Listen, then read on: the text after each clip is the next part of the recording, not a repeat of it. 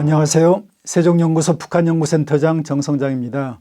오늘은 세종연구소에서 발간하는 세종정책연구에 게재된 저의 논문 김정은 정권의 대남정책 결정 요인 지속과 변화에 대해서 소개하는 시간을 갖도록 하겠습니다. 김정은 정권의 대남정책은 북한의 대내적 요인, 남한 요인, 대외적 요인에 의해 복합적으로 영향을 받으면서 변화해 왔습니다.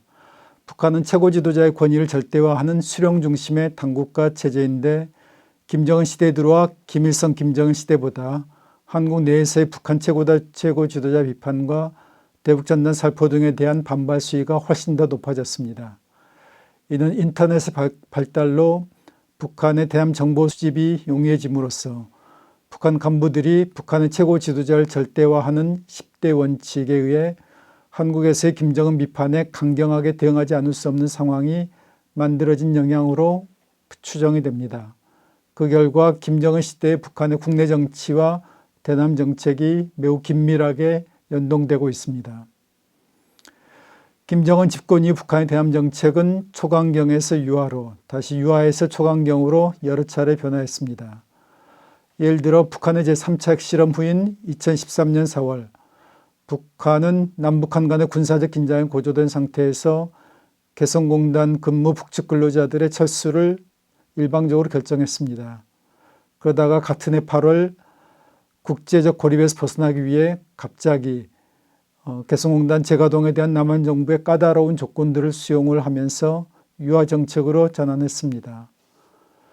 그 후 북한은 남한 정부의 이산가족 상봉 제의까지 수용을 했다가 2014년 3월 박근혜 대통령의 드레센 선언 이후 다시 대남 강경 정책으로 전환했습니다. 그러다가 다시 2014년 10월 인천아시안게임의 고위 간부들 파견해 남북대화를 모색하는 등 단기간 내 강경정책과 유화정책 사이를 왔다 갔다 했습니다. 북한은 박근혜 정부가 북한에 대해서 적대적인 입장을 갖고 있다는 걸 알고 있으면서도 금강산 관광 재개를 위해 여러 차례 유화정책으로 전환했지만은 그 정책의 성과를 거두지 못하니까 결국 이제 2016년에 제4차 핵실험을 강행하고 장거리 로켓을 발사하고 그에 대해서 박근혜 정부가 개성공단을 폐쇄하자 결국 남북관계의 완전 단절로 나아갔습니다.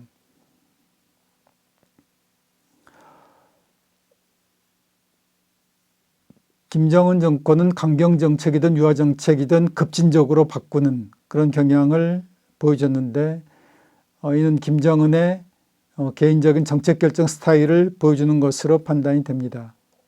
다시 말해 김정은은 목표로 했던 성과를 단기간 내에 거두지 못하고 있다고 판단되면 언제든지 정책을 바꾸는 그런 경향을 보여주었습니다.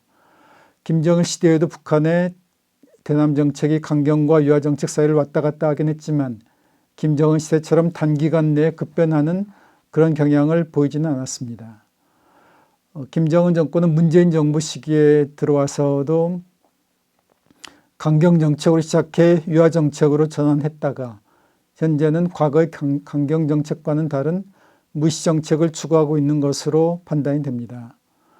이는 문재인 정부가 북한에 비록 적대적이진 않지만 북한의 요구나 희망사항들, 다시 말해 한미연합군사훈련 중단, 군비 증강 중단, 개성공단 재가동 등을 수용하지 않는 것에 대한 불만과 실망이 중요하게 작용하고 있는 것으로 판단됩니다. 먼저 간단하게 설명드린 것처럼 김정은 정권의 대남정책 결정에는 매우 복합적인 요인들이 작용을 하고 있습니다. 그 중에서도 대남정책에 가장 큰 영향을 미치는 요인은 핵 문제에 대한 김정은 정권의 입장이라고 할 수가 있습니다. 김정은은 집권 직후부터 헌법에 핵 보유국 지위를 명시하고 국가 핵무력 완성을 추구해왔습니다. 그 결과 이명박 박근혜 정부는 북한에 대해 적대적인 입장을 보였고 북한도 이에 강경하게 대응함으로써 한반도에서 군사적 긴장이 수시로 계속 고조되었습니다. 그러다가 북한이 2017년 11월 국가 핵무력 완성을 선포한 이후에 2018년부터는 비핵화 협상에 착수하면서 세 차례 남북 정상회담이 개최될 정도로 남북 간의 화해 분위기가 고조되었습니다. 그러나 2019년 하노이 북미 정상회담 결렬 이후 북한은 미국과 남한 모두의 불신을 드러냈고 중국과의 관계가 더욱 긴밀해지면서 남한과의 협력에 냉담한 태도를 보이고 있습니다. 한국 정부는 보수 정부이든 진보 정부이든 방법의 차이는 있지만 궁극적으로 북한의 비핵화를 지향을 하고 있고, 그렇기 때문에 김정은 정권이 핵무력 고도화를 추구하는 한 남한의 적극적 협력을 기대하기 어렵습니다. 과거에 김대중 정부와 노무현 정부가 남북 교류 협력을 추진할 수 있었던 것은 김정일이 미국과의 비핵화 협상을 포기하지 않았고 육자회담과 북미 대화에 응했기 때문이었습니다. 그런데 김정은은 김정일과는 다르게 공개적으로 핵무력 고도화를 추구해왔고 현재는 미 행정부와의 대화조차 거부하고 있습니다. 따라 한국 정부가 김정은 정권의 전략을 바꾸지 못한다면 남북관계 개선을 기대하기 어려운 실정입니다. 김정은 정권의 대남 정책에 두 번째로 큰 영향을 미치는 요인은 한미연합훈련과 한국의 첨단 군사장비 도입 및 군비 증강에 대한 북한의 태도입니다. 김정은 정권은 한미연합훈련을 미국의 대북 적대시 정책의 가장 집중적인 표현 및 남북 합의 위반으로 간주하면서 한국과 미국 정부에게 훈련 중단을 요구해 왔습니다. 그리고 북한 핵과 미사일 위협에 대응하기 위한 한국의 군사력 강화에 대해서도 맹렬하게 비난해 왔습니다.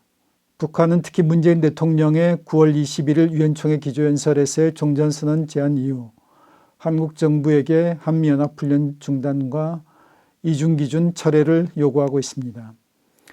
그러나 북한 비핵화의 진전이 없는 상태에서 한미가 연합군사훈련의 완전 중단을 받아들이기는 어렵습니다. 다만 북한이 핵 프로그램의 동결과 단계적 핵 감축에 합의한다면 한국과 미국도 한미연합훈련의 완전 중단을 수용해야 한다고 봅니다. 비록 한미의 연합훈련이 방어적인 성격의 것이라고 해도 북한이 동맹국과 유사한 연합훈련을 진행하지 않고 있고 미국의 군사력 평가기관인 글로벌 파이어 파워에 의하면 핵무기를 제외할 때 한국의 군사력이 세계 6위이고 북한이 28위라는 점도 고려할 필요가 있습니다. 한국이 세계 6위의 군사 강국이 되었고 한국의 군사력이 영국이나 프랑스보다 앞서고 있다면 한미동맹도 한국의 역할을 보다 확대하는 방향으로 재조정하는 것이 바람직합니다. 남한이나 미국에 대한 북한의 선제 핵공격은 곧 북한의 자멸로 이어질 것이기 때문에 김정은이 미치광이나 악마가 아니라면 남한이나 미국을 먼저 핵무기로 공격할 리 만무합니다. 또한 남한이나 미국도 막대한 희생을 감수하면서까지 북한에 대한 선제 핵공격을 검토할 이유가 전혀 없습니다. 그러므로 북한과 한미 모두 상대방에 대해 보다 이성적으로 접근하면서 상호 위협을 감수하고 실질적인 종전의 방향으로 나아가는 것이 바람직합니다. 이와 관련해서 북한이 2021년 1월에 개최된 노동당 8차 대회에서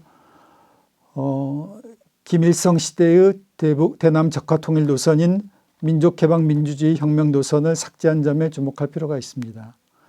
김정은은 8차 당대회에서만 해도 미국을 최대의 주적으로 간주했지만은 그러나 지난 10월 11일 당창건 76주년 기념 국방발전전람회 개막식 연설에서는 우리의 주적은 전쟁 그 자체이지 남조선이나 미국 특정한 그 어느 국가나 세력이 아닙니다라고 변화된 태도를 보여주었습니다.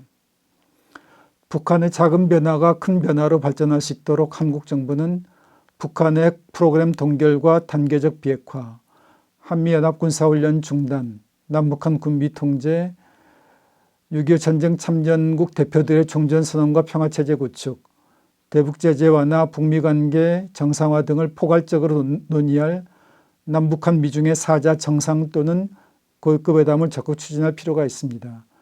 그래서 북한 비핵화와 한반도 평화체제 구축에서 진전이 이루어져야 남북한 관계의 전면적 발전도 가능해질 것입니다. 4자 회담에서 한반도 비핵화와 평화체제 구축에서 실질적 진전이 이루어지면 이를 일본과 러시아도 참가하는 6자 회담으로 확대해 북일 관계 정상화와 남북로 철도도로와 가스관 연결 등도 함께 논의하는 것이 바람직합니다. 한국 정부는 북한과의 대화를 추구하면서도 비핵화 협상의 실패와 북한의 핵미사일 능력 고도화에 대해서도 대비해야 할 것입니다. 인류의 한국 정부는 육군과 공군, 해군이 각기 운영하고 있는 미사일에 대한 통합된 지휘 운영 체계를 수립하기 위해 전략사령부 창설을 재추진할 필요가 있습니다. 한국 정부는 전략사령부 창설을 통해서 전작권 전환을 제도적으로 뒷받침하고 북한행 미사일에 효과적으로 대응할 수 있는 전략과 체계를 수립해야 할 것입니다. 북한과의 무한 군비 경쟁 대신 기존의 군사력을 효율적으로 운용하는 것은 남북 대화를 위해서도 바람직하다고 할 수 있습니다. 현재 코로나19의 세계적 대유행은 남북 대화 체계를 매우 어렵게 하는 요인으로 작용하고 있습니다. 2020년 코로나19의 확산은 보건의료 인프라가 열악한 북한으로 하여금 국경 폐쇄를 결정하게 했습니다. 이후 북한은 남북 직접 접촉에 대해서도 극도의 부정적인 태도를 보이고 있습니다.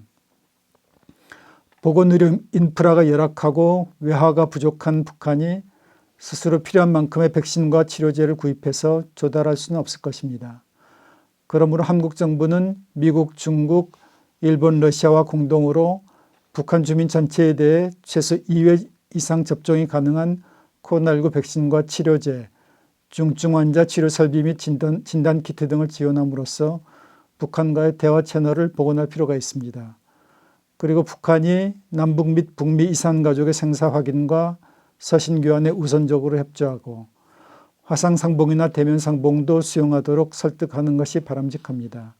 그 과정에서 남북 간에 그리고 북미 간의 신뢰가 구축되면 그것을 북한이 비핵화 협상에 다시 나오게 하는 계기로 발전시켜야 할 것입니다. 이상으로 최근에 발간된 저의 논문에 대한 설명을 마치도록 하겠습니다. 감사합니다.